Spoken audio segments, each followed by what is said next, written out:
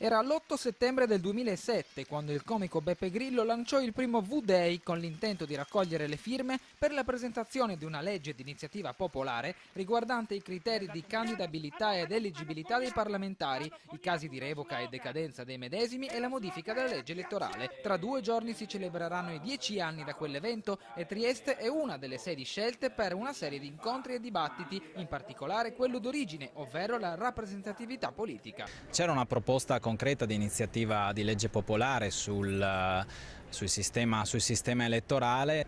Sono passati 10 anni e quella legge non è stata mai discussa, ma resta ancora aperto il tema della rappresentatività e del sistema elettorale. Una giornata in cui sarà possibile partecipare a numerosi incontri con i rappresentanti grillini. Incominciamo al pomeriggio alle 16, l'evento si tiene in stazione marittima al magazzino 42, alle 17 l'evento pubblico, saranno presenti tantissimi portavoce nazionali, sarà un'occasione di confronto tra portavoce, ma soprattutto mi auguro la possibilità di avere uno scambio di idee con tutti i cittadini.